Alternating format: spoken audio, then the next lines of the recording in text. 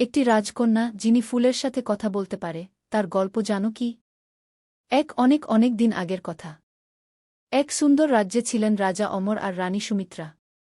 তাদের ছিল একটি মাত্র সন্তান, রাজপুত্র গৌতম। রাজপুত্র খুব সাহসী, দয়ালু আর গান গাইতে ভালোবাসতেন। প্রজারা তাকে খুব ভালোবাসত। পাশের রাজ্যে ছিলেন রাজা বিজয় আর রানী তারাদেবী। তাদের ছিল একটি মেয়ে, রাজকন্যা সোনালী। সোনালীর চুল ছিল সোনার মতো ঝলমলে, চোখ দুটি ছিল নীল আকাশের মতো। সে ফুলের সাথে কথা বলতে পারত। বাগানের সব ফুল তার ডাকে ফুটে উঠত। কিন্তু রাজকন্যা খুব লাজুক আর একা একা থাকতে ভালোবাসত।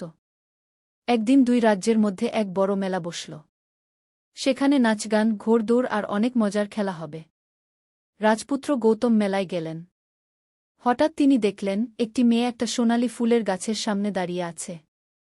ফুলগুলো তার চারপাশে নেচে নেচে উঠছে। রাজপুত্র অবাক হয়ে গেলেন। কে তুমি? জিজ্ঞেস করলেন গৌতম।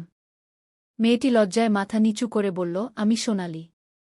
তার গলার আওয়াজ শুনে রাজপুত্রের মনটা যেন গান গেয়ে উঠল। সেই দিন থেকেই গৌতম আর সোনালীর মধ্যে ভালোবাসা শুরু হল। তারা দুজনে মেলায় ঘুরল, ফুল তুলল, গল্প করল। সোনালী বলল, আমি ফুলদের বন্ধু। ওরা আমাকে সবকিছু বলে। গৌতম বললেন, আর আমি তোমাকে সবসময় রক্ষা করব। কিন্তু সুখ বেশি দিন থাকে না। এক দুষ্ট জাদুকর ছিল, নাম তার কালনাগ। সে সোনালীর সৌন্দর্য আর ফুলের ক্ষমতা দেখে ঈর্ষা করত। সে একটা অভিশাপ দিল, সোনালী যদি কোনো রাজপুত্রের সাথে প্রেম করে, তাহলে সে একটা পাথরের মূর্তিতে পরিণত হবে। একদিন রাজপুত্র গৌতম সোনালীকে প্রস্তাব দিলেন, তুমি আমার রানী হবে? সোনালী খুশিতে লাল হয়ে বলল, হ্যাঁ। কিন্তু ঠিক সেই মুহূর্তে কালনাগের অভিশাপ কাজ করল। সোনালী ধীরে ধীরে পাথর হয়ে যেতে লাগল।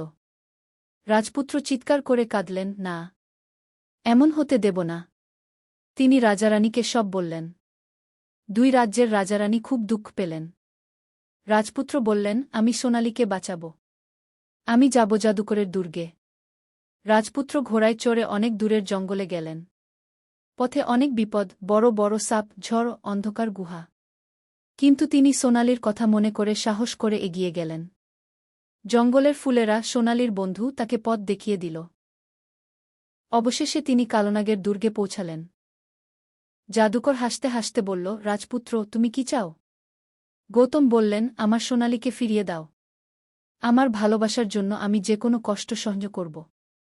জাদুকর একটা কঠিন পরীক্ষা দিল, 3 দিন 3 রাত জেগে থাকো, আর আমার 3টা প্রশ্নের উত্তর দাও।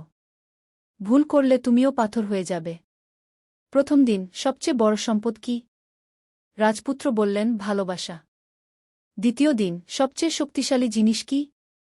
রাজপুত্র বললেন, সাহস আর দয়া। তৃতীয় দিন, প্রেম কি করে জয় করে? রাজপুত্র চোখ বন্ধ করে বললেন, প্রেম জয় করে নিজের জন্য নয়, অন্যের জন্য ত্যাগ করে। জাদুকর অবাক হয়ে গেল। সে বলল, তুমি সত্যি ভালোবাসো। আমার অভিশাপ ভেঙে গেল। জাদুকরের দুর্গের সব পাথরের মূর্তি আবার মানুষ হয়ে গেল।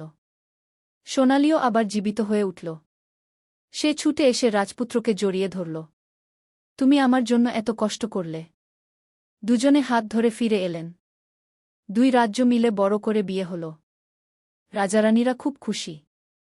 সোনালী আর গৌতম রাজ্যের রানীরাজা হয়ে সবাইকে ভালোবাসায় ভরিয়ে দিলেন।